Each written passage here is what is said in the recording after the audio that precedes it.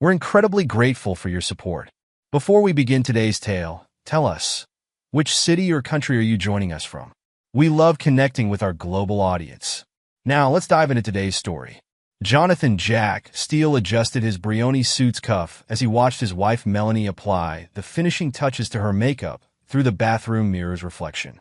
At 42, he carried himself with the disciplined posture of his military days, now masked beneath the polished veneer of a successful hedge fund manager. Each detail of their evening had been meticulously planned, much like every other aspect of his life. "The Cartier looks perfect on you," he commented, noting the anniversary gift he'd given her that morning, a bracelet that cost more than most people's annual salary. The way Melanie's fingers traced the diamonds reminded him of how she'd always appreciated the finer things in life. "Thomas outdid himself, getting us the reservation at Le Bernardin," Melanie responded, her voice carrying a hint of something Jack couldn't quite place. "He's always been so thoughtful about our special occasions." Jack's phone buzzed with a text from Peter Walsh, his head of security and former Special Forces teammate. "Position secured. All clear." The message brought a slight smile to Jack's face. Old habits died hard, and having Peter watch their backs had become second nature since their military days. "Ready to celebrate 15 years, beautifuls?" Jack extended his hand to Melanie, who took it with practiced grace. Her new Valentino dress hugged her figure perfectly, another detail that hadn't escaped his notice. The drive to Le Bernardin was filled with Melanie's animated chatter about their children. "Mom and Dad are spoiling Ryan and Isabella rotten this weekend," she laughed. "Ryan's probably convinced Grandpa to let him stay up playing video games, and Isabella's no doubt raiding Grandma's craft supplies." Jack listened, cataloging each detail of her behavior. Their 13-year-old son and 10-year-old daughter were indeed having a wonderful time with their grandparents. He confirmed it himself during his afternoon call. "They deserve some grandparent time, and we deserve this." Le Bernardin's interior exuded understated luxury.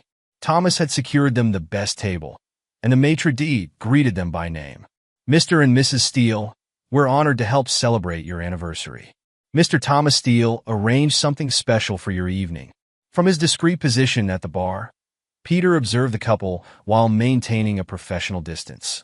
His military-trained eyes caught the subtle ways Melanie's hand lingered on her phone between courses, the slight distraction in her expression when Jack spoke about their future plans. To 15 years, Jack raised his glass of crude champagne. "And to family, the foundation of everything we've built." Melanie's smile seemed to brighten. "To family," she echoed, taking a sip, "and to sharing everything we have." The evening progressed through courses of exquisite French cuisine. Jack maintained his usual commanding presence, engaging in discussions about their children's achievements, the success of his latest fund, and Melanie's thriving interior design business. "Remember our first date?" Melanie asked between bites of perfectly seared foie gras. "You were so intense, so focused. I knew right then you'd build something extraordinary." "We built it together," Jack corrected her, his dark eyes holding her gaze. "Everything I've accomplished has been for our family." Peter's phone vibrated with an alert from the security system Jack had recently upgraded. Motion detected in the master bedroom, exactly as expected. He sent a quick text confirming the recording systems were functioning properly. As they finished their dessert, a sophisticated play on chocolate and citrus, Jack noticed Melanie's slight tremor as she reached for her water glass. To anyone else, it would have been imperceptible, but Jack had built his success on noticing details others missed. "Shall we head home?" he suggested, his tone carrying the same authority that had guided his military unit and now commanded his business empire. "I have another surprise waiting." The ride home was quieter than their journey to the restaurant. Melanie's hand found Jack's, her grip slightly tighter than usual. He squeezed back, maintaining his role in their carefully choreographed evening. Their home, a magnificent property that spoke of old money and new success, welcomed them with warm lighting and the subtle scent of Melanie's preferred Jo Malone candles. Jack helped her out of her coat, his movements deliberate and controlled. "Tonight was perfect," Melanie said, her voice carrying that same odd note he detected earlier. "You've always known how to make me feel special." "You deserve nothing less," Jack replied, watching as she moved toward their bedroom. "I'll join you in a moment. Just need to check on something in my study." In his study, Jack accessed the security feed on his private server. The camera in their bedroom, installed after Peter had reported unusual patterns in Melanie's behavior, was recording perfectly. Everything was in position. Peter's text confirmed what Jack already knew. All systems go. Recording active. Jack loosened his tie and made his way to their bedroom, where Melanie waited in their king-size bed. The subtle scent of her favorite perfume mixed with something else, nervousness, perhaps? He'd smelled that combination before in targets who thought they had the upper hand. "Join me." Melanie patted the space beside her. "I've been thinking about something important we need to discuss." Jack settled onto the bed, maintaining the perfect image of a husband ready to hear his wife's thoughts. His military training had taught him the value of letting targets reveal themselves in their own time.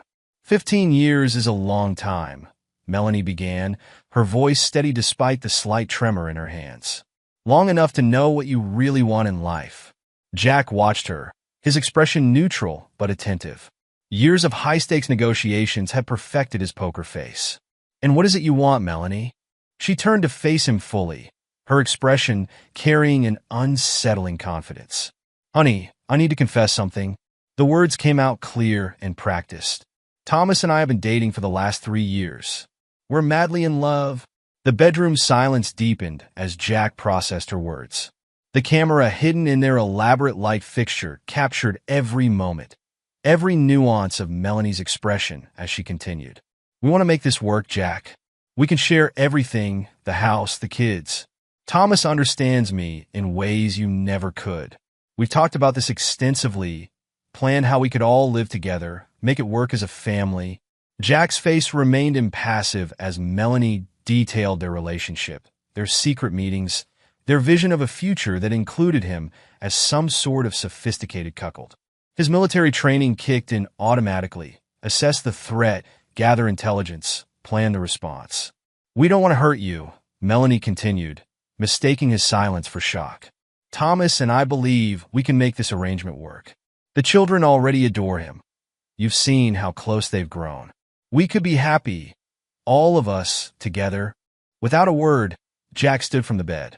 His movements were deliberate, controlled, as he retrieved his phone from his pocket. Melanie's voice followed him as he moved toward the door. "Aren't you going to say anything?" The confusion in her voice mixed with an undercurrent of arrogance. "Jack, we need to discuss this like adults." He paused at the doorway, his broad shoulders straight, his posture reminiscent of his commanding officer days. But he didn't turn around, didn't give her the satisfaction of seeing his expression. The camera would catch everything. Her confession, her arrogance, her assumption that she could destroy their family and still maintain control. As he closed the bedroom door behind him, Jack's phone buzzed with another message from Peter. "Got it all. Clean audio and video." The message included a link to the secured recording, already backing up to multiple secure servers. Jack made his way to his study, his steps measured and purposeful. The house's silence wrapped around him like an old friend as he began composing messages to key members of his team. Claire Bennett would need to be briefed first thing in the morning. Detective Maxwell would want to review the recording immediately. In the bedroom, Melanie sat alone, her confidence beginning to crack as she realized her carefully scripted confession hadn't gone according to plan. She reached for her phone, presumably to contact Thomas, unaware that every message, every call was now being monitored and recorded. Jack settled into his study chair, his expression finally allowing itself to shift from neutral to determined. He'd built his empire through careful planning and ruthless execution. Now, those same skills would be turned toward a different kind of battle, one that would leave no survivors among those who had betrayed him. Melanie lay awake in their king-size bed, her confidence from earlier eroding with each passing minute. The confession she'd practiced so many times with Thomas had gone nothing like they'd planned. Jack's silence, his complete lack of reaction, had thrown her off balance in a way she hadn't anticipated. She reached for her phone, fingers trembling slightly as she typed a message to Thomas. He didn't react at all, just got up and left. "What should I do?" The response came quickly. "Stay calm. Remember the plan. His reaction proves he's unstable. Document everything. In his downtown office, Jack sat behind his imposing desk, multiple screens displaying various security feeds and data streams. Peter Walsh entered without knocking, carrying 2 cups of coffee and a thick manila folder. The recording is crystal clear, Peter reported, placing 1 coffee in front of Jack. Audio picked up everything, including her phone conversation with Thomas after you left. They're scrambling. Jack took a sip of the coffee. Black, no sugar, just as he'd had it in their military days. Show me what else you found. Peter opened the folder, spreading photographs and documents across the desk. You were right about the patterns. Thomas has been systematically accessing your personal accounts, gathering information. The login traces go back months. He's been careful, but not careful enough. Timeline? Jack's voice carried the same commanding tone that had once guided their unit through hostile territory. Based on the digital trail, they've been planning this for at least 6 months. But the Foundation accounts show irregularities going back further. Thomas has been embezzling small amounts, testing the waters. Melanie's interior design business shows corresponding deposits. They've been laundering the money through her legitimate contracts. Jack's phone lit up with a notification, Claire Bennett requesting a secure video call. He accepted, and his personal attorney's face appeared on one of the screens. I've reviewed the preliminary evidence, Claire began, her expression grim. They've been careful in some areas but sloppy in others. The Foundation embezzlement is the cleanest angle for immediate action. Melanie's business records show clear patterns of money laundering. What about the children? Jack's voice carried a dangerous edge. Claire shuffled through some papers off-screen. The documentation you've been gathering about their attempts to alienate the children will be crucial.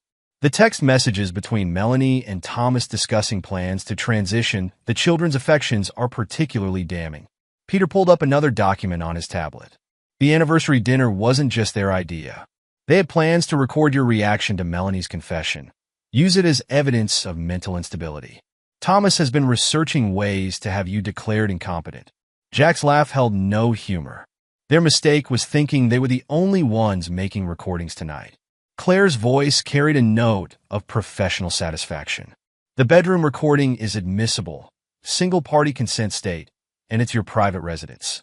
Combined with the financial evidence, we have a strong case for both criminal charges and the divorce proceedings. Have you accessed Thomas's private server? Jack asked Peter, his mind already moving to the next phase of his counter-strategy.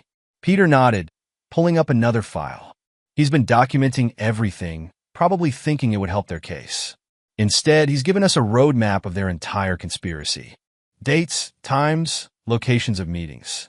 Plans for taking control of your company. Even discussions about the children's trust funds. Sir, Peter hesitated, then continued, there's something else.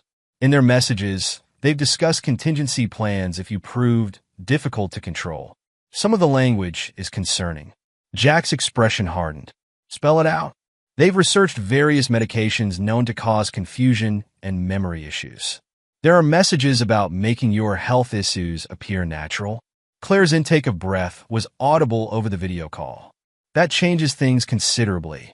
We need to move quickly on the protective orders.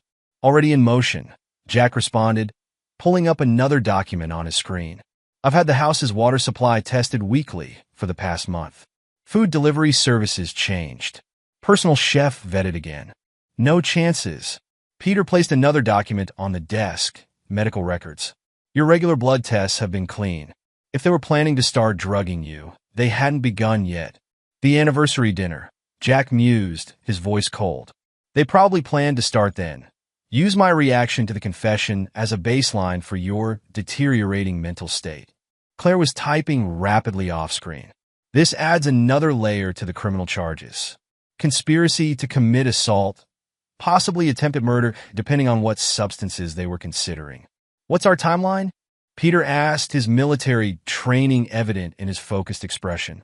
Jack stood, moving to the window, overlooking the city. His reflection showed the same controlled expression he'd worn during combat operations. They'll expect me to be emotional, irrational. To confront Thomas, make scenes at the office. We'll let them think their plan is working. And the children? Claire asked. Ryan and Isabella stay with my parents until we're ready to move. Peter's team has already increased security at their school and my parents' house. Jack turned back to face the screens. No one touches my children. Peter's phone buzzed with an alert from the house security system. Melanie's leaving the house. GPS tracker shows she's heading toward Thomas's apartment. Perfect. Jack's smile was predatory. Let them think they're in control. Every meeting, every call, every message they exchange now will just add to our evidence. Claire began organizing her notes. I'll have the preliminary divorce papers ready by morning. The federal authorities are already interested in the foundation embezzlement. One call from me, and that investigation goes hot. Not yet, Jack commanded. Let them dig themselves deeper. Every action they take thinking I'm oblivious is another nail in their coffin. Peter pulled up the security feed from Thomas's apartment building on his tablet. Melanie just arrived. Want audio from their meeting? Jack nodded, his expression unchanging as his wife's voice filled the room, panic evident as she described his reaction to her confession. Thomas's attempts to calm her, their rushed discussion of next steps, every word another piece of evidence. Their mistake, Jack said quietly, his voice carrying the same tone his men had learned to fear during their military days, was thinking they could take what's mine. By the time we're done, they'll have nothing left. The night stretched on as Jack and his team continued building their case, each piece of evidence carefully documented and secured. In Thomas's apartment, Melanie and Thomas plotted, unaware that their every word was being recorded, their every action monitored. The perfect life they thought they were destroying was already being reformed into something else, a weapon that would ultimately destroy them instead. Dawn painted the city in shades of possibility as Jack maintained his position in his downtown office. The night had been productive. Each piece of evidence carefully cataloged, each potential move mapped out with military precision. Peter's arrival with fresh coffee and an updated file marked the transition from night to morning. You were right about the patterns, Peter said, laying out new documents across the desk. Thomas hasn't just been accessing your personal accounts. He's been building a comprehensive database of your client information, company structures, everything needed to take over your operation. Jack reviewed the documents with the same intensity he'd once used to study enemy positions. Show me the money trail.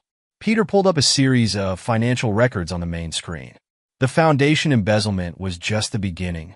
Thomas has been setting up shadow companies, mirror accounts, each one carefully structured to look legitimate at first glance. Claire Bennett's face appeared on another screen, her early morning appearance as professional as ever. The financial web they've created is impressive but sloppy in key areas. Thomas used his personal devices to access several of the accounts. Amateur mistake. He always did get careless when he thought he was winning, Jack noted, his voice carrying a hint of cold amusement. What about Melanie's role? Peter pulled up another set of documents.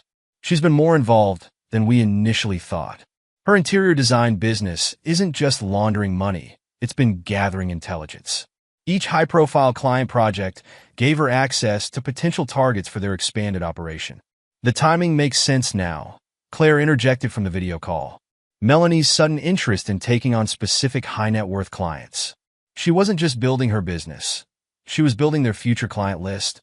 Jack studied the patterns in the data before him. How many of my clients has she approached? Peter pulled up a spreadsheet. 23 in the last 6 months. All major accounts. She's been documenting their personal preferences, family details, even security vulnerabilities she noticed while working in their homes. Classic intelligence gathering, Jack noted, his military experience recognizing the methodology. She used her legitimate business access to create dossiers on potential targets. Claire's typing could be heard over the video call. The level of premeditation strengthens our case. This isn't just about your marriage. They were planning to systematically dismantle everything you've built. Show me their communication patterns, Jack commanded, turning to another screen. Peter brought up a complex network diagram. They've been careful about direct communication, but not careful enough. Multiple burner phones, encrypted messaging apps, but they got sloppy with their personal devices, especially after hours. The evidence painted a damning picture. Late-night messages between Melanie and Thomas discussing not just their affair, but their plans for Jack's company.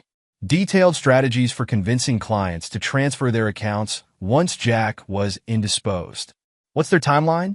Jack asked, his voice maintaining its controlled edge. Claire referenced another document. Based on the evidence, they plan to move within the next month. Thomas has already prepared documentation claiming you've been showing signs of mental instability. Melanie's been keeping a detailed diary of your supposed erratic behavior. Perfect. Jack's smile held no warmth. They've done half our work for us. Those fabricated records will make excellent evidence of conspiracy. Peter's tablet chimed with a new alert. Melanie just left Thomas's apartment. GPS shows she's heading to her office. Track her movements, Jack ordered. I want to know every person she contacts today. Claire shuffled some papers off screen. I've prepared emergency motions for when we're ready to move. We can freeze the foundation accounts, their personal assets, everything. Just give the word. Not yet. Jack's voice carried the same tone he'd used when planning complex military operations. Let them think they're still in control. Every move they make thinking they're free strengthens our position. Peter pulled up another document. There's something else you should see. Thomas has been meeting with competitors. 3 meetings in the past week with Harrison Global Partners. Jack's expression darkened. Harrison's been trying to acquire our Asian operations for years. Thomas is offering them a hostile takeover opportunity. The meetings were recorded, Peter confirmed, bringing up the audio files. Thomas offered them your client list, operational details, everything they'd need to absorb your company once you were out of the picture. Claire's sharp intake of breath was audible. That moves this beyond civil courts. Industrial espionage, conspiracy to commit securities fraud. We're looking at serious federal charges. Good. Jack's response was immediate. The harder they fall, the better. Peter brought up another screen showing real-time surveillance feeds. One showed Melanie arriving at her office. Another displayed Thomas entering the Foundation's building. Both of them going about their day, unaware that their every move was being documented. Your next meeting with the board is scheduled for Friday, Claire reminded him. Thomas will expect you to be there. Jack nodded, his mind already mapping out the next phases of his strategy. I'll give him exactly what he expects, a distracted, unstable older brother struggling with personal issues. Let him think his plan is working. What about the children? Peter asked, his concern evident. They stay with my parents until this is finished. Jack's tone left no room for discussion. Double the security detail. No one gets within 100 yards without complete verification. Claire added another note to her growing file. I've documented every instance where they discussed using the children against you. The family court judge will be particularly interested in their plans to alienate them from you. Jack stood, moving to the window overlooking his empire. The empire his brother and wife thought they could steal. They thought they could take everything I've built. By the time we're done, they'll understand exactly who they're dealing with. Peter's phone buzzed with another alert. Melanie's trying to access the main house security system remotely. Let her, Jack commanded. Every attempt just adds to our evidence of premeditation. The morning sun now fully illuminated the city, but in Jack's office, plans continued to take shape in the artificial light of multiple screens. Each piece of evidence, each recorded conversation, each digital footprint his wife and brother left behind. All of it ammunition in the war they didn't yet know they were fighting. Sir, Peter said, his voice carrying the same respect it had during their military days. We're ready to move whenever you give the word. Jack turned from the window, his expression set in stone. Not yet. Let them enjoy their illusion of victory. When we move, it will be absolute. No warnings, no second chances, no mercy. The monitors continued to track Melanie and Thomas's movements, recording their conversations, documenting their betrayal. In his office, surrounded by the evidence of their treachery, Jack Steele prepared for war. Not the kind he'd fought in distant lands, but one just as brutal. A war for everything he'd built, everything he'd protected, everything they thought they could take from him. The perfect life they thought they were destroying would become the perfect weapon for their destruction. Act 1 was coming to a close, but the real show was just beginning. Amanda Hayes gripped her coffee cup tightly as she sat across from Peter Walsh in a private room at the St. Regis Hotel. Her designer outfit and perfect manicure couldn't hide the tension in her shoulders as she recounted her history with Thomas Steele. "I should have come forward sooner," she said, her voice steady despite her obvious discomfort. 2 years ago, I found messages on Thomas's phone. He and Melanie, they weren't just having an affair. They were planning something bigger. Peter maintained his professional demeanor, recording device discreetly capturing every word. "Tell me about the threats." Amanda's laugh held no humor. "They were thorough. First, they planted evidence suggesting I'd stolen designs from clients. Then came the photos, edited but convincing. They made it clear, if I talked, my career would be over." "Why come forward now?" Peter asked, though he already knew the answer.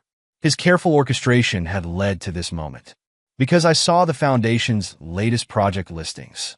The same pattern they used to threaten me. They're doing it again.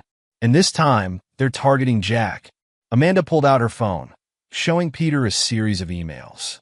"They're planning to declare him mentally incompetent. Thomas has been meeting with psychiatric experts, building a case."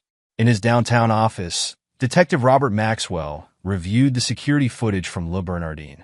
The anniversary dinner had been recorded from multiple angles, not by Jack's team, but by Thomas's hired professionals. They wanted to capture his reaction to the confession, Maxwell explained to Jack via secure video call. "Every gesture, every expression. They planned to use it as evidence of your instability." Jack's response was clinical. "Show me what else you found." Maxwell shared his screen, displaying a series of documents. "Thomas has been consulting with Dr. Edward Harris, a psychiatric expert known for testifying in competency cases. He's been building a profile, documenting supposed signs of paranoia and unstable behavior. Signs that don't exist," Jack noted, his voice carrying a dangerous edge. "They were planning to create them," Maxwell corrected. "The recordings, the staged incidents, even planted evidence of erratic business decisions. They wanted to build a case for temporary conservatorship." The detective pulled up another file. "But here's where it gets interesting. I found connections between Dr. Harris and 3 other cases. All wealthy business owners. All declared temporarily incompetent. All losing control of their companies under suspicious circumstances." Jack's expression remained neutral, but his eyes hardened. "A pattern, a racket," Maxwell confirmed. "Dr. Harris has been working with a network of lawyers and business associates. They target successful companies, manufacture mental health crises, and take control during the temporary conservatorship. By the time the owners clear their names, the companies have been stripped and sold off." The revelation was interrupted by an urgent message from Ms. Diana Rivers, Isabella's art teacher. The message included photos of Isabella's recent artwork, disturbing pieces that showed a family of 4, with Thomas clearly depicted in Jack's place. "Isabella's been different lately," Ms. Rivers explained during their hasty meeting in her classroom. "More withdrawn, confused about family roles. Last week, she painted this." She gestured to a family portrait where Thomas stood in the father's position, Jack notably absent. "How long has this been happening?" Jack's question carried carefully controlled anger. Ms. Rivers pulled out a portfolio of Isabella's work. "The changes started about 6 months ago. At first, it was subtle, Thomas appearing in family scenes. Then he started replacing you entirely." She pointed to specific details in the paintings. "Look at the positioning, the size relationships. Classic indicators of psychological manipulation. They've been grooming her," Jack stated, his military training keeping his rage in check. "Not just Isabella," Ms. Rivers added, showing more artwork. "Ryan's been affected too, though he shows it differently. His art has become more aggressive, especially when depicting father figures." Peter's team had already compiled a comprehensive report on Thomas and Melanie's interactions with the children. Private meetings, subtle suggestions, carefully planted ideas about Jack's condition. They'd been methodically preparing the children for what they called the transition. "They used my children's art classes as psychological warfare." Jack's voice was deadly calm as he reviewed the evidence with his team. Added to the list, the evidence mounted throughout the day. Amanda Hayes provided detailed accounts of Thomas and Melanie's previous manipulation tactics. Detective Maxwell uncovered the broader conspiracy involving Dr. Harris. Ms. Rivers documented the psychological impact on the children. Each revelation added another layer to Jack's counteroffensive. His enemies had spent months gathering pawns, not realizing they were gathering evidence for their own destruction. Richard Martinez, Jack's IT director, worked through multiple screens of encrypted data in the secure server room. The foundation embezzlement was clever, he reported to Jack and Peter. They used legitimate charitable projects as cover, skimming percentages that wouldn't raise red flags individually. "Show me the pattern," Jack commanded. Martinez displayed a complex network of transactions. Small amounts at first, testing the system. Then larger transfers, always coordinated with actual foundation projects. Melanie's design business provided the perfect laundering operation. Inflated invoices, phantom services, consulting fees that never existed. But that wasn't their endgame, Peter added, pulling up another set of data. They've been systematically copying client information. Account details, investment preferences, personal information. Everything needed to steal your entire client base. Jack studied the data streams with cold efficiency. Timeline? They accelerated 6 months ago, Martinez explained. That's when Thomas began accessing the secure client databases. He has a complete copy of your operations architecture. Claire Bennett's voice joined through the secure line. The client data theft elevates this significantly. We're looking at multiple federal violations, international banking laws. "Show me Melanie's role," Jack interrupted, focused on understanding the full scope of the betrayal. Martinez brought up a new screen showing Melanie's private email server. "She's been documenting everything about you. Daily routines, business decisions, private conversations, all carefully edited to paint a picture of increasing instability." Peter displayed some of Melanie's notes. March 15th. Jack seemed confused about basic company figures during board meeting. April 3rd. Found Jack in his study at 3 a.m., claiming to hear intruders. All fabricated, all designed to support their narrative. The timestamps are interesting, Martinez noted. She wrote these observations weeks or months before the alleged incidents. They were creating a paper trail in advance. Claire's voice carried professional anger. They planned to use these fake documents to support the competency challenge. Combined with Dr. Harris's evaluation and the manipulated recordings, they thought they had an airtight case. But it gets worse, Peter added, pulling up another file.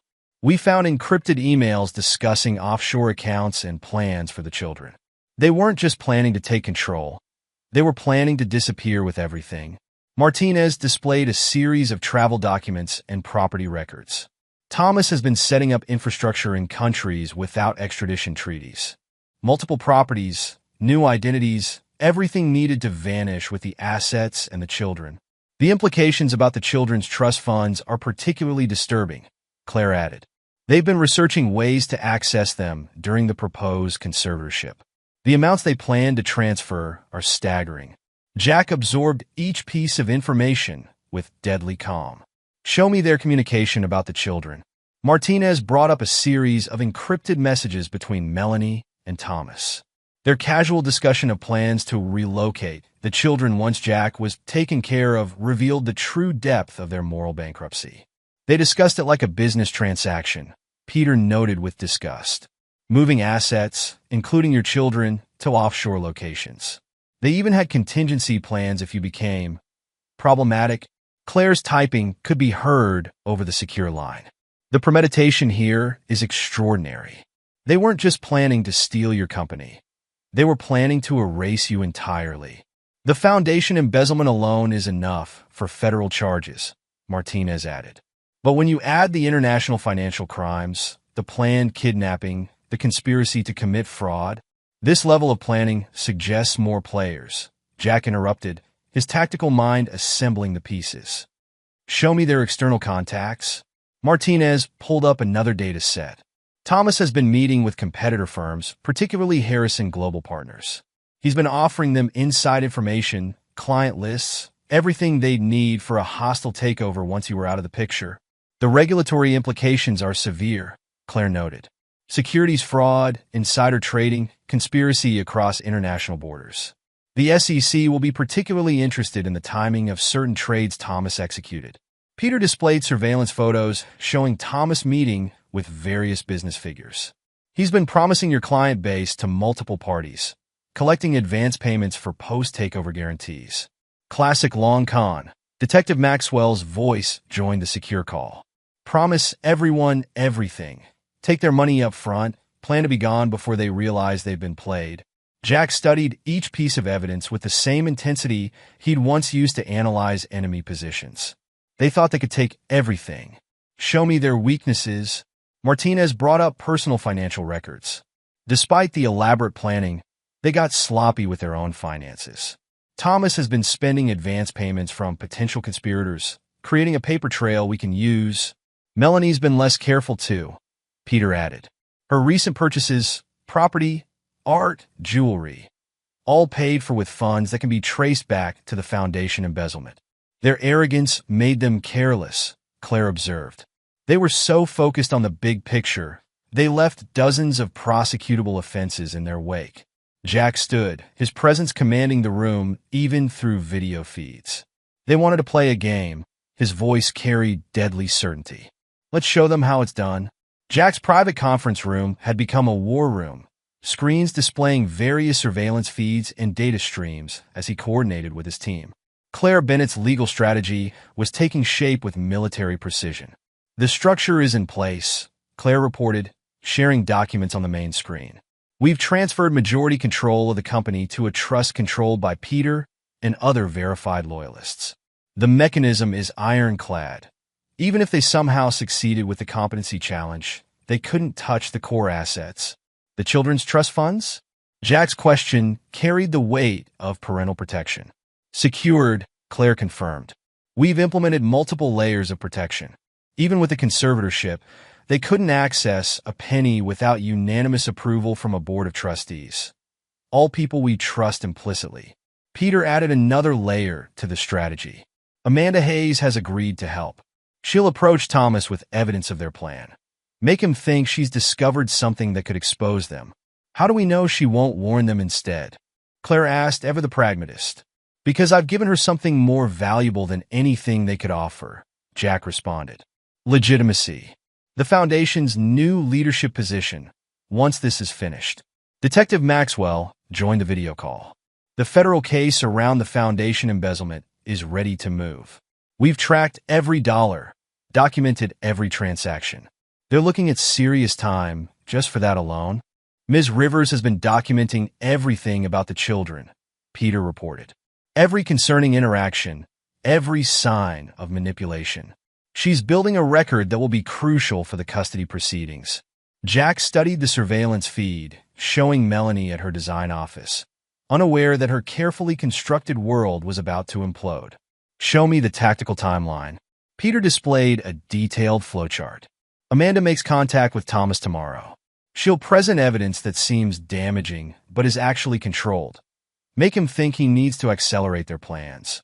Meanwhile, Claire added, we'll begin freezing key accounts through regulatory compliance reviews. Nothing that would raise alarms, but enough to frustrate their liquidity. Maxwell's team will start interviewing Foundation employees, Peter continued. Again, nothing unusual, standard audit procedures. But it will make them nervous. Jack's expression remained impassive as he reviewed each element of the plan. And the children? Secure at your parents' estate, Peter confirmed. The security team has been doubled. No one gets near them without triple verification. Martinez's voice came through the speakers. We've identified all their digital assets, their escape routes, their contingency plans. Every path they might take is monitored. Ms. Rivers will continue documenting everything related to the children, Claire added. Every piece of artwork, every concerning conversation. We're building an unassailable record of their psychological manipulation attempts. Jack stood, his presence filling the room with controlled menace. They wanted to play a game, he stated, his voice carrying the same tone that had once commanded elite military units. They chose the field, set their pieces, thought they had every angle covered. But they didn't count on you seeing it coming, Peter observed. No, Jack agreed, his smile devoid of warmth. They didn't count on a lot of things. Execute the plan. No warnings, no mercy, no escape. The screens continued displaying their target's movements. Thomas at his office, Melanie with a client, both of them unaware that their elaborate game was about to become their own trap. In his war room, surrounded by the evidence of their betrayal and the tools of their destruction, Jack Steele prepared for the final phase. They had tried to use his children as pawns in their game. Now they would learn the true meaning of ruthless gameplay. The pieces were in place, the trap was set, and Act 2 was coming to a close. But for Thomas and Melanie, the real nightmare was just beginning. The 2 weeks following Melanie's confession had been a masterclass in strategic deception. Jack allowed his appearance to become slightly disheveled, his responses in meetings occasionally distracted. He'd forgotten important client meetings and appeared to struggle with basic company figures. Thomas watched his brother's apparent descent with poorly concealed satisfaction. Jack's been under so much stress lately, he commented to board members, his concern perfectly feigned. I'm worried about his ability to handle day-to-day operations. The company's annual charity gala provided the perfect stage for their endgame. The grand ballroom of the Ritz-Carlton buzzed with New York's financial elite, unaware they were about to witness the destruction of 2 people who dared to betray the wrong man. Peter's security team maintained discreet positions throughout the venue. Detective Maxwell coordinated with federal agents staged in adjoining rooms. Claire Bennett sat among the guests, a tablet discreetly displaying real-time updates from their surveillance network. Melanie worked the room in an expensive new dress, playing her role as the concerned wife. Jack's been so different lately, she confided to key clients. We're all very worried about him. Thomas stood at the podium, preparing to announce Jack's temporary step back from the company. His speech notes detailed concerns about Jack's mental health, the need for immediate intervention, and his own willingness to assume control during this difficult transition. Ready for this? Peter's voice came through Jack's discreet earpiece. Execute as planned, Jack responded, his voice carrying the same authority it had in combat zones. The lights dimmed slightly as Thomas approached the microphone. Good evening, everyone. We're gathered here not just to support our foundation's important work, but to address some concerning developments. Jack's movement toward the stage carried the same deliberate purpose he'd shown in military operations. Thomas faltered slightly as Jack took position beside him. Please allow me. Jack's voice filled the room with commanded authority. The microphone picked up Thomas's surprised inhale as Jack took control of the podium. I'd like to thank my wife and brother for their dedication, Jack began, his tone measured and precise. They've worked so hard to plan this evening, almost as hard as they've worked to steal my company, alienate my children, and have me committed. The room fell silent. Melanie's champagne glass froze halfway to her lips. For those wondering about my supposed mental instability, Jack continued, allow me to present some interesting financial records. The massive screens behind him came to life, displaying detailed evidence of the foundation embezzlement. My brother Thomas has been systematically stealing from our charitable foundation, using my wife's interior design business to launder the money. Thomas took a step toward the podium, but Peter's security team had already moved into position, blocking his path. But theft wasn't enough. Jack's voice carried throughout the now silent ballroom. They needed control of everything. My company, my children's trust funds, my entire life. The screens displayed more evidence. Emails, bank transfers, surveillance footage. Each piece carefully selected to demonstrate the depth of their betrayal. They planned to have me declared mentally incompetent, Jack explained to the stunned audience. My wife has been fabricating evidence of instability, while my brother consulted with experts about conservatorship. Melanie made a move toward the exit, only to find her path blocked by federal agents. Her perfectly composed facade cracked as she realized the magnitude of their failure. Their plan was comprehensive, Jack continued, his voice carrying the same cold efficiency he'd once used to command military operations. They would have me committed, take control of my company, and disappear with my children to a non-extradition country. Thomas attempted to reach for his phone, but Peter's team had already disabled all communications in the room. Unfortunately for them, Jack's smile held no warmth. I learned long ago to watch for enemies hiding in plain sight. Federal agents are here today with arrest warrants for multiple charges: embezzlement, conspiracy, attempted kidnapping, securities fraud. The screens displayed document after document, each piece of evidence more damning than the last. The audience watched in stunned silence as Jack methodically destroyed the people who had tried to destroy him. "I considered handling this privately," Jack admitted, his voice carrying throughout the room. "But they chose to make this public. They plan to announce my mental incompetence tonight, to humiliate me in front of my peers. Instead, they'll experience what real humiliation feels like." Federal agents moved through the crowd with practiced efficiency. Detective Maxwell personally approached Thomas, handcuffs ready. "Ladies and gentlemen," Jack addressed the shocked crowd, "I apologize for the dramatic evening. Rest assured, your charitable donations are safe. The foundation will continue its work under new leadership." Ms. Amanda Hayes, who helped expose this conspiracy despite threats to her own career.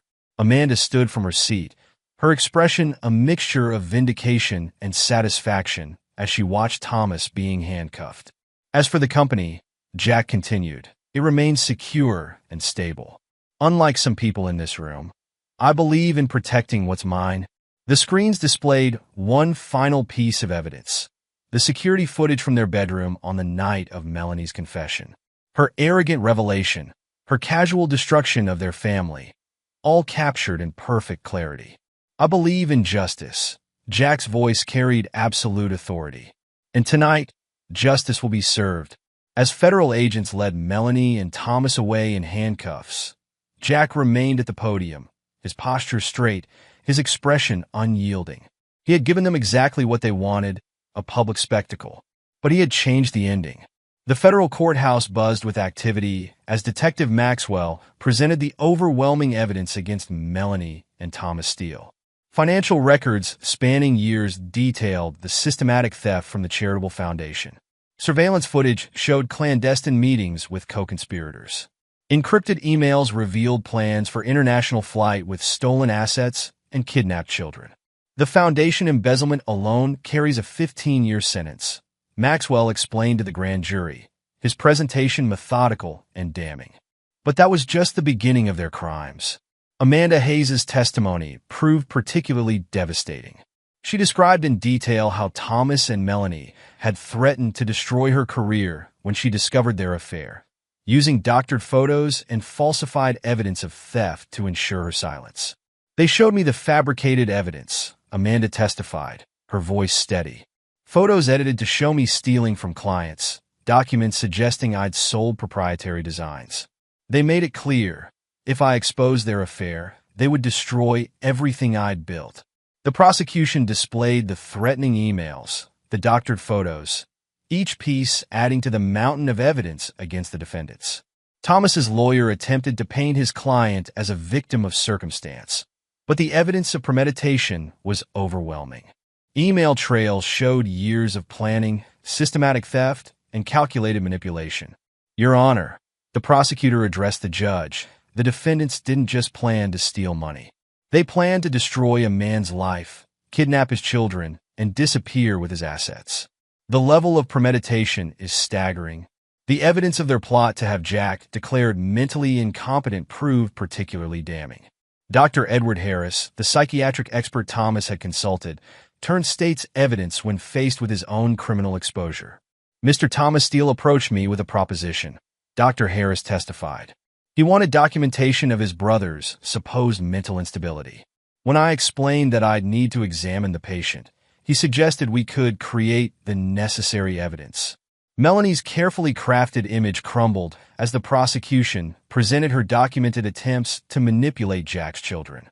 Ms. Rivers' testimony about Isabella's artwork revealed the psychological warfare they'd waged against innocent children. "The changes in Isabella's artwork were deeply concerning," Ms. Rivers explained, displaying the progression of paintings. "They showed clear signs of psychological manipulation, attempting to replace her father's role in the family structure." Peter Walsh's security team had documented every meeting, every phone call, every attempt to alienate the children from their father. The evidence painted a picture of calculated cruelty that shocked even veteran courtroom observers. The defendants didn't just betray their family, the prosecutor summarized.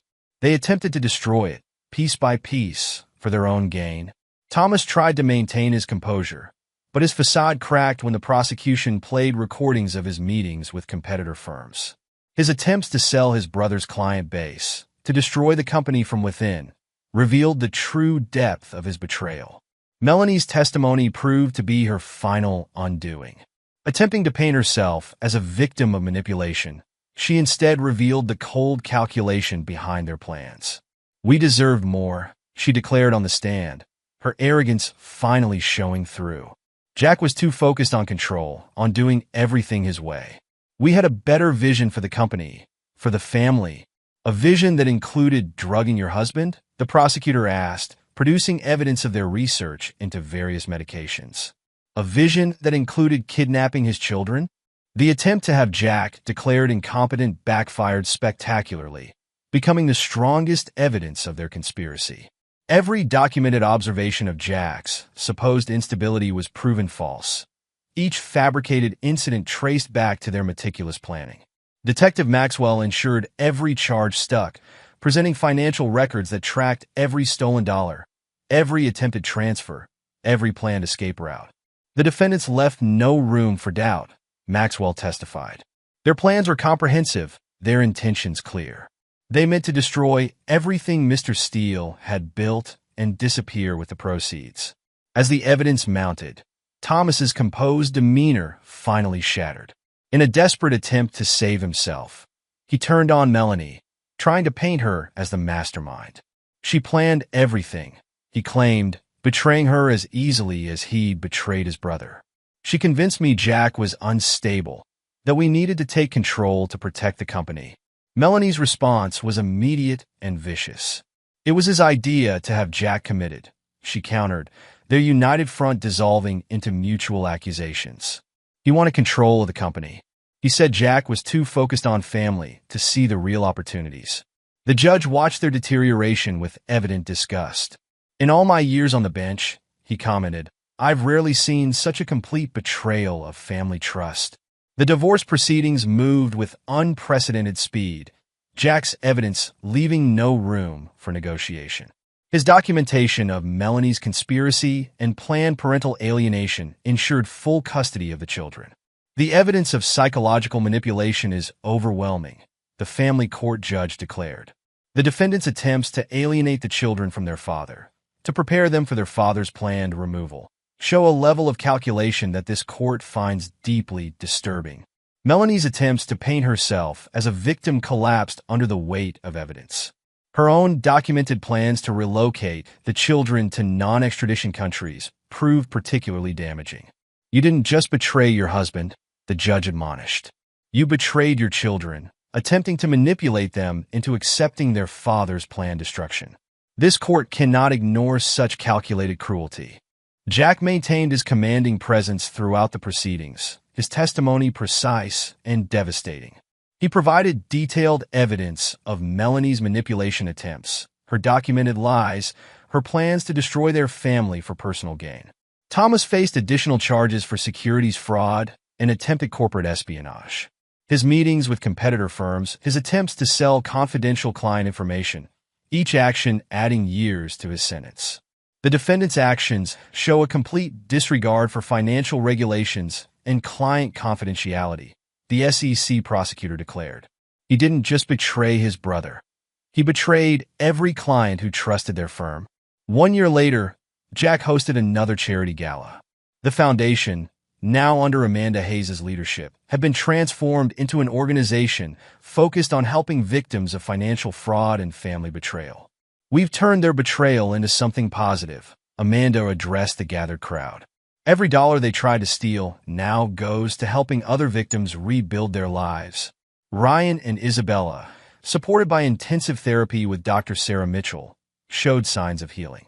Their artwork, once used to document their manipulation, now reflected their recovery.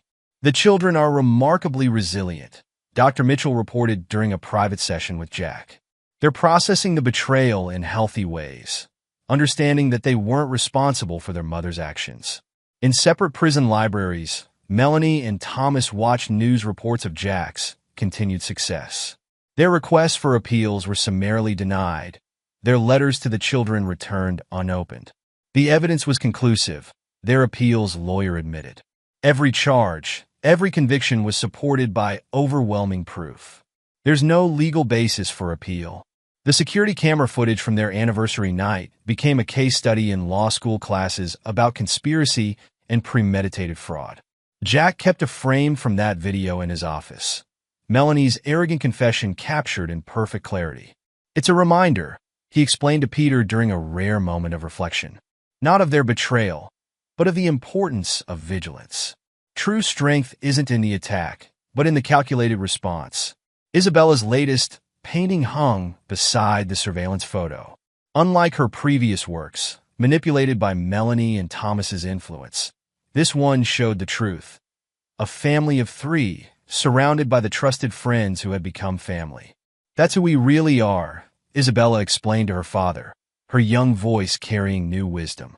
The people who stay, who protect each other, who tell the truth. Jack's empire hadn't just survived the attempted betrayal, it had grown stronger. Every weakness Thomas and Melanie had tried to exploit had been transformed into a fortress. Every client they had tried to steal now trusted Jack more deeply, impressed by his handling of the crisis. The foundation, under Amanda's leadership, became a powerful force for good, helping other families affected by similar betrayals. The very money Thomas and Melanie had tried to steal now funded programs to prevent others from suffering the same fate. In their separate prison cells, Melanie and Thomas were left with nothing but time to contemplate their failure. They had wanted everything Jack had built, his company, his children, his very identity. Instead, they lost everything they had, their betrayal becoming a cautionary tale in financial and legal circles. Jack's response to their betrayal became legendary in New York's financial community, not for its brutality, but for its precision. He hadn't just defeated their conspiracy, he had transformed it into a weapon for positive change. The truth they had tried to manipulate became their undoing. The family they had tried to destroy emerged stronger, bound not by blood but by loyalty, protected not by lies but by truth. Isabella's new painting captured it perfectly. A family strengthened by adversity, surrounded by proven allies, their bond stronger for having been tested. It hung in Jack's office as a testament to real family values, loyalty, truth, and the strength to protect what matters most. Epilogue: a decade of consequences. 10 years had transformed the landscape of the Steele family's world. The high-security women's correctional facility in upstate New York held inmate number 847623, formerly known as Melanie Steele. Her designer clothes had been replaced by standard-issue uniforms, her carefully manicured nails now plain and worn from mandatory labor tasks. 5 more years remained on her sentence, with no possibility of parole. The psychiatric evaluation on her file noted persistent narcissistic tendencies and failure to acknowledge responsibility. Her third appeal had been rejected last month, the judge's response curt and final. No new evidence warrants consideration. 300 miles away, in a federal penitentiary, Thomas Steele occupied a 6x8 cell.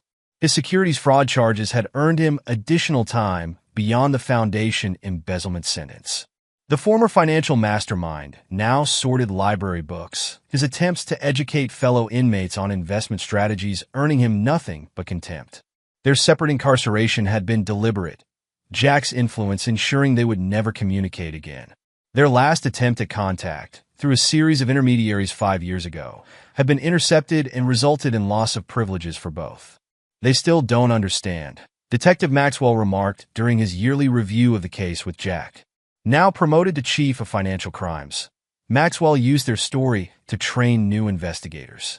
Thomas tried to file another business proposal last month from prison. Still thinks he can rebuild an empire. Jack's response carried the same controlled power it had a decade ago. Some people never learn the cost of betrayal. The cost had indeed been comprehensive. Every institution where Melanie and Thomas had hidden assets now worked with Jack's organization. Their planned escape routes had become networks for tracking similar financial criminals. Their failure had become a foundation for preventing others from attempting the same schemes. Isabella, now 20, studied psychology at Yale. Her childhood trauma transformed into a drive to help others. Her artwork hung in galleries, the proceeds funding programs for children affected by parental betrayal. Her senior thesis examined the psychological impact of familial fraud, her own experience providing unique insight. "Dad," she'd said during a recent dinner, "I received another letter from Mom." The letter, like all others before it, remained unopened. Isabella had established this boundary herself at 16, after reviewing the case files with her therapist. Ryan, at 23, had graduated from West Point, following his father's military legacy, but forging his own path. His understanding of betrayal and loyalty, shaped by childhood experience, made him an exceptional leader. He'd recently been selected for special operations training, his commanding officers noting his unique combination of strategic thinking and unwavering ethical standards.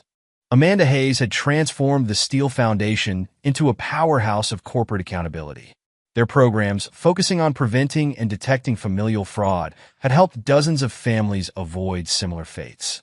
She'd married Peter Walsh 3 years ago, their shared experience in exposing Thomas and Melanie's plot having forged a deep bond.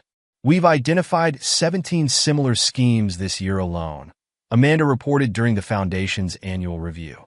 Each one stopped before they could destroy another family.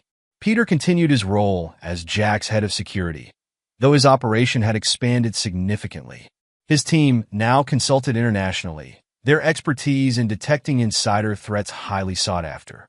The protocols they developed during Thomas and Melanie's takedown had become industry standards. Claire Bennett had become a leading expert in complex family law, her handling of the Steele case establishing new precedents for dealing with psychological manipulation in custody battles.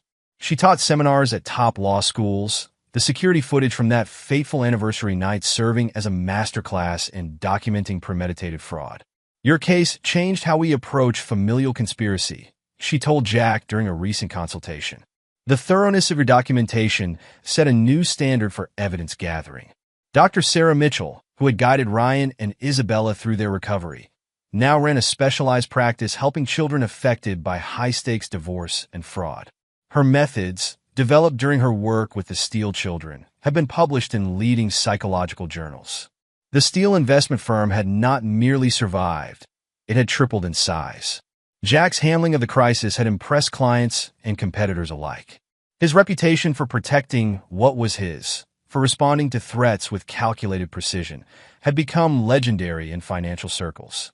Ms. Diana Rivers, Isabella's former art teacher, had developed a renowned program using art therapy to help children process complex family betrayals. The progression of Isabella's paintings, from manipulation to healing, formed the cornerstone of her methodology. Detective Maxwell's Financial Crimes Unit had expanded significantly, their understanding of complex familial fraud enhanced by the Steele case. They'd prevented multiple similar schemes, each one identified earlier thanks to the patterns established by Thomas and Melanie's failures. In prison, Melanie's attempts to maintain her former image had gradually crumbled. Her commissary account, once supplemented by former socialite friends, now stood empty. Those same friends attended Steele Foundation events, their loyalty shifting to the side of demonstrable integrity. Thomas's mental state had deteriorated more visibly. His prison psychiatrist noted increasing paranoia, his conviction that he could still somehow recover his position in the financial world becoming more delusional with each passing year. His former clients now served as board members for Jack's expanded operations.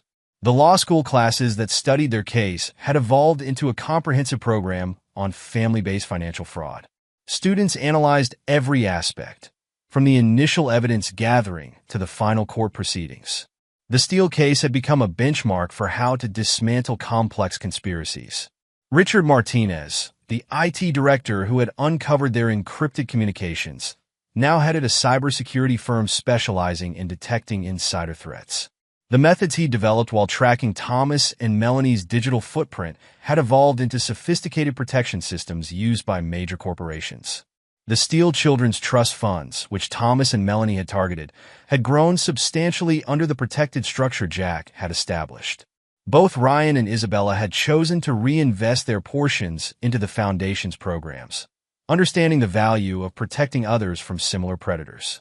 Jack himself had remarried 5 years after the divorce. His new wife, Julia, a federal prosecutor who had reviewed the case files before they met. Their relationship, built on a shared understanding of justice and loyalty, provided Ryan and Isabella with a model of healthy family dynamics. The best revenge, Jack had told his children, isn't destruction. It's building something stronger from the attempts to destroy you. The security footage from the anniversary night had been digitally preserved in multiple secure locations, not as a reminder of betrayal, but as proof that justice, properly executed, could be more devastating than mere revenge. The footage had become part of law enforcement training programs nationwide. Melanie's interior design business, once used to launder stolen funds, had been liquidated. The proceeds, managed by the Steele Foundation, funded programs teaching financial literacy and ethical business practices. Her former clients now worked exclusively with firms vetted by Jack's organization. Thomas's network of corrupt psychiatric experts had been exposed and dismantled. Dr. Harris, after serving his reduced sentence for cooperation, now consulted with law enforcement, helping identify similar schemes targeting wealthy families. The offshore accounts Thomas and Melanie had prepared remained frozen, their contents redistributed to the charitable causes they had attempted to steal from. Their planned escape routes had been documented and shared with international authorities, helping prevent similar flight attempts by other financial criminals. Isabella's latest exhibition, titled Reconstruction, featured a powerful piece showing her journey from manipulation to clarity. The central image, a family portrait unlike her childhood works, showed the strength of chosen bonds over broken ones. Jack had purchased it for the Foundation's headquarters. Ryan's military career had benefited from the lessons of hypervigilance learned in childhood. His ability to detect subtle betrayals, to understand complex loyalty dynamics, made him exceptionally effective in intelligence operations. His commanding officers often remarked that he had his father's strategic mind.